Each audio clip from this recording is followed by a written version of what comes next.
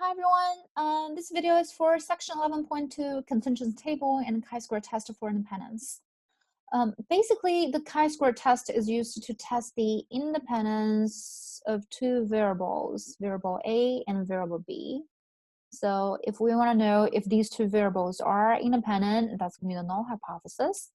If we were trying to claim that these two variables are actually dependent, that's going to be the alternative hypothesis. These two are going to be the default hypothesis. And we used the chi-square test basically to test the independence of these two variables. For us to test the chi-square, to test independence of two variables, we need to first of all get a table for us to look at. The table is called cross-tabulation. Cross-tabulation is also called a contingency table. Basically, it lists the frequencies, okay, of the column variable and row variables. Usually, the frequency over here is just called the observed frequencies. One variable can be used to show the rows, and the columns can be about the second variable. So let's look at the example one listed on your sheet. A survey at a ballpark shows the selection of the snacks purchased at alpha equals 0.05 is the snack chosen independent of the gender of the consumer. So we can see these rows are for gender, and the three columns are for the choice of snacks. And the 12, 21, 19, 13, 8, and 25 are the frequencies of any intersection. For example, 8 represents there are 8 females who prefers using peanuts, and this 12 means there are 12 males who chooses use hot dog to have hot dog. Okay, so this table right here is the contingency table.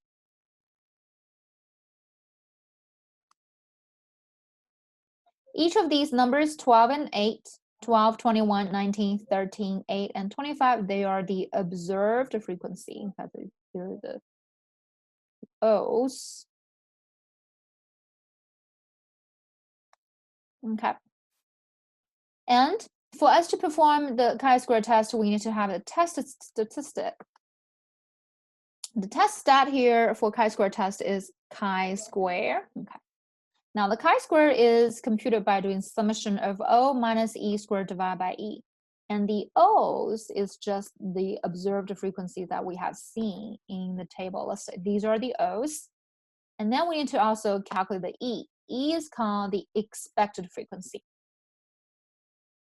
Now the calculation of E is listed in this formula. E is going to be the row total times column total and divided by grand total. Okay, so we need to add up the rows, add up the columns, and divide by the grand total. Now I'm going to use 8 for illustration. First of all, this 8 is an observed frequency. It has an expected frequency as well. Let's see how do we calculate it. First of all, let's get the row totals.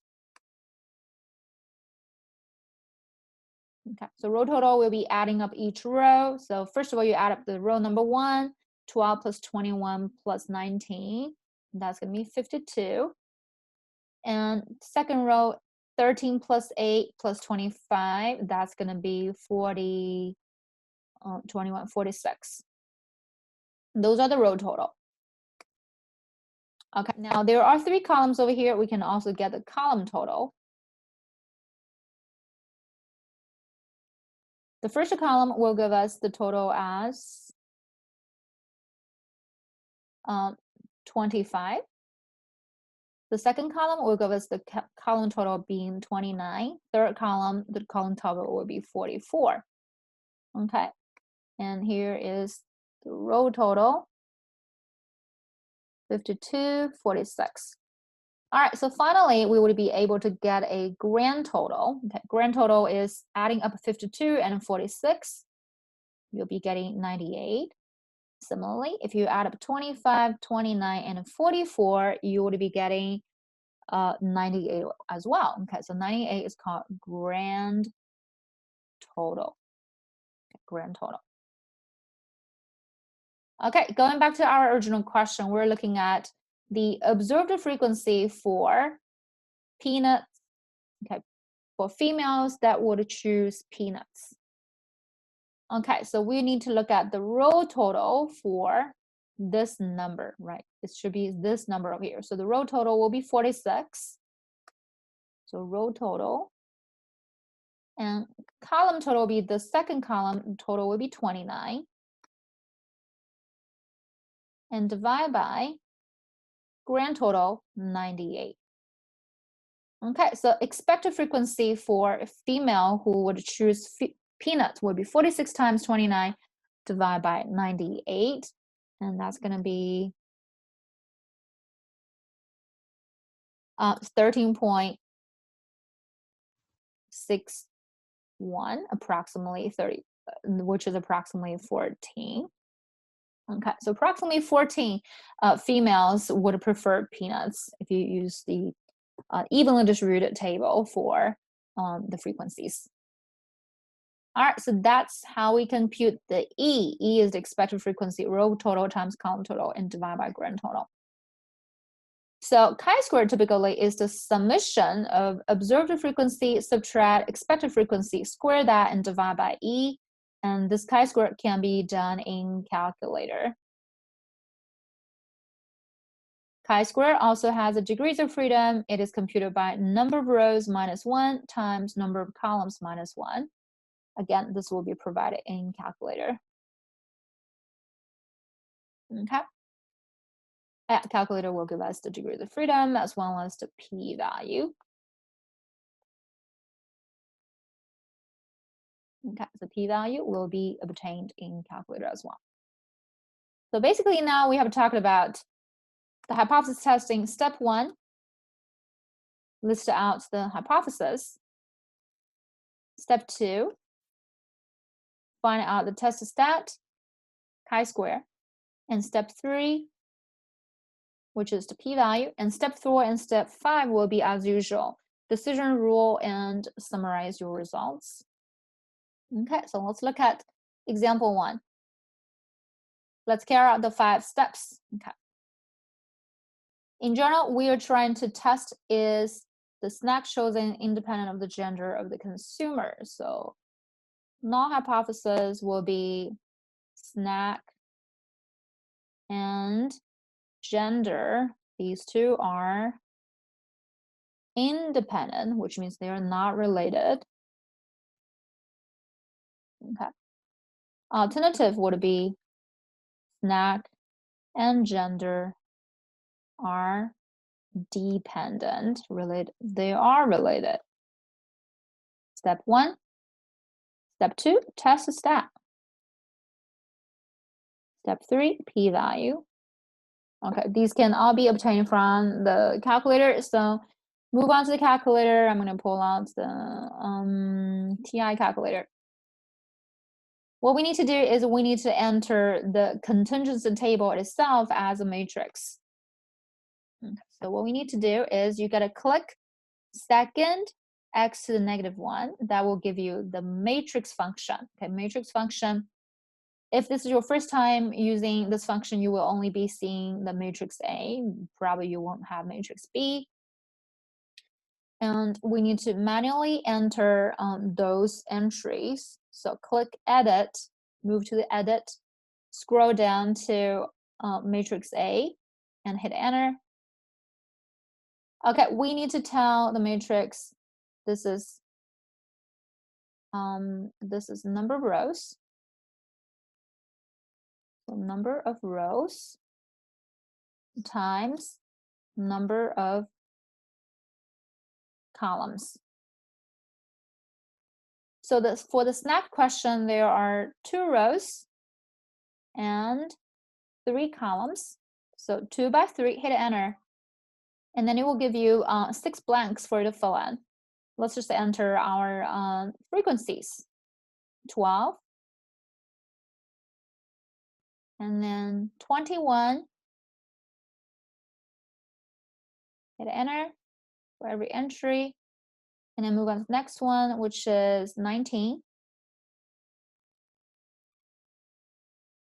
Hit enter again, and then move on to the next one. 13.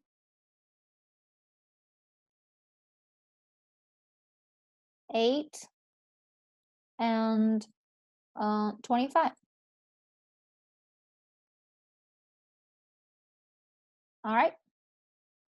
Then we've got matrix A ready. And then let's click stats. Go to tests.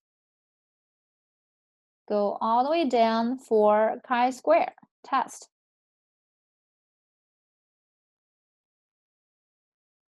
This is the chi-square test. Choose enter. All right, observed. Okay, so observed frequency is stored currently in matrix A. Okay, and expected frequency will be stored in matrix B, and hit calculate. All right, so we got chi-square listed as 6.342 with degrees of freedom being 2. P-value will be 0.042. All right, so put this in your file. Okay, so chi-square of degrees of freedom 2 equals to 6.342.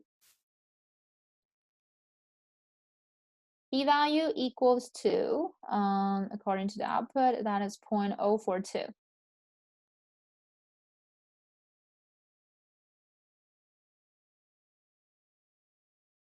Okay, and now we can make our decision regarding the null. Compare the p-value with the alpha.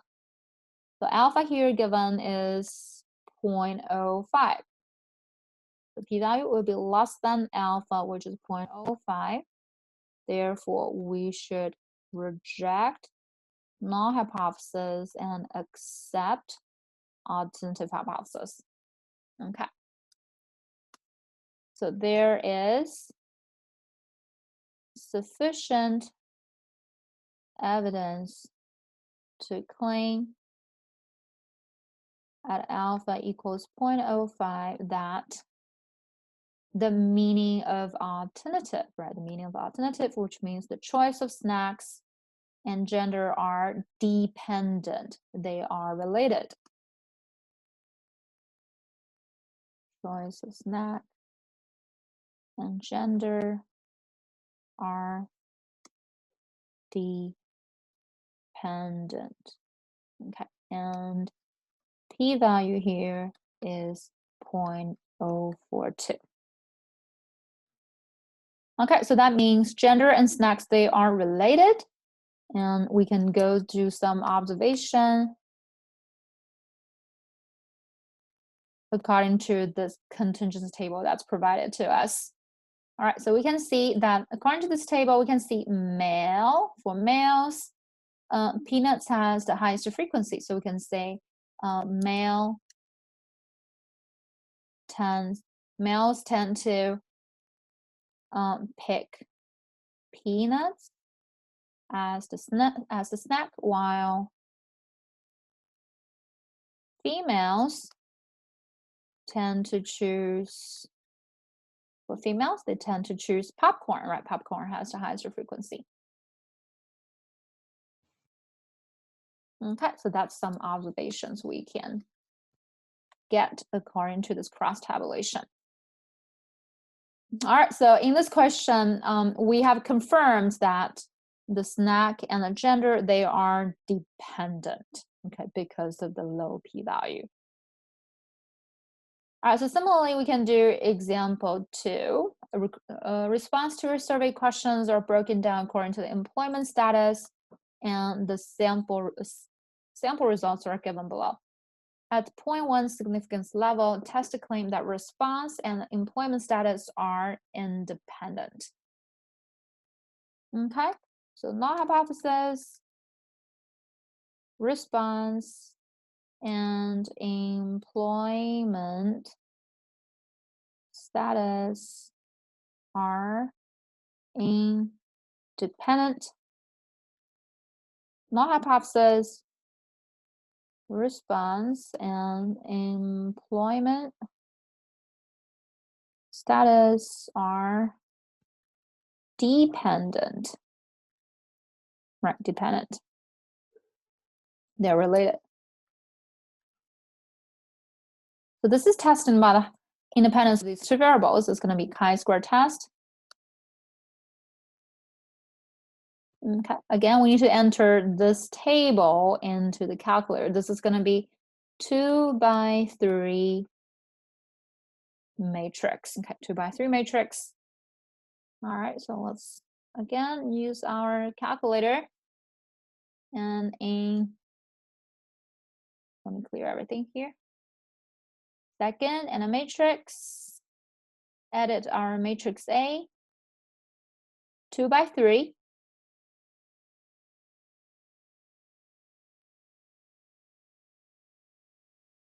All right, so the first entry should be 30 and then 15 and 5. So 30, 15, and 5, followed by 20, 25, and 10. 20, 25, and 10. Okay, and then chi-square test.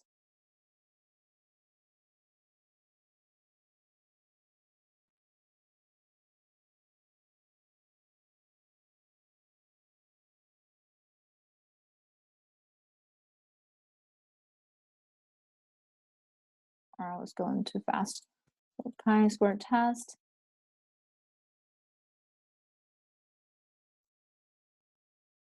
Hit enter.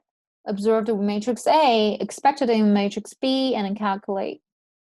So this time chi-square will be 5.942 with degrees of freedom 2, and P would be 0.051. Okay, we're gonna say test step chi-square with degrees of freedom being 2 equals to 5.942. And p-value is 0.051. Okay. And again, if we compare this p-value with the significance level 0.1, this is less than 0.1. Okay, so we'll be rejecting null and accept alternative. Okay, so once again, we're going to say there is sufficient evidence to claim at alpha equals 0.10 that the meaning of alternative response and employment status are dependent, right? Response and employment status are dependent. Okay, and p-value here is 0.051. Okay, so these two variables, employment status and the response, they are related to each other. Some observations. If they are related, okay, how are they related? So we can see people who is employed tend to answer yes, right? Employed tend to answer yes, while unemployed tend to answer no, right? Because no has the highest frequency. Okay. Finally, let's talk about the expected frequency.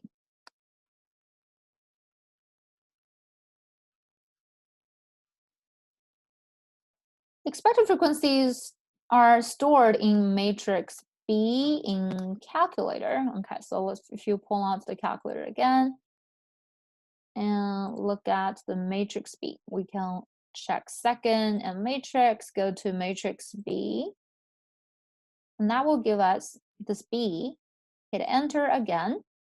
Okay, so this will give us a bunch of numbers these represents the actual expected frequencies for the 6 entries. All right, so for example, 7.1428, that is in row number 1 and in column number 3, the last column, 7.1428. Okay, so that means row number 1, column number 3, this 5, the expected frequency would be the output according to your calculator, 7.1428. 7.1428. Okay, so you can always check the expected frequencies from that matrix B. Okay, so that's about the chi-square test.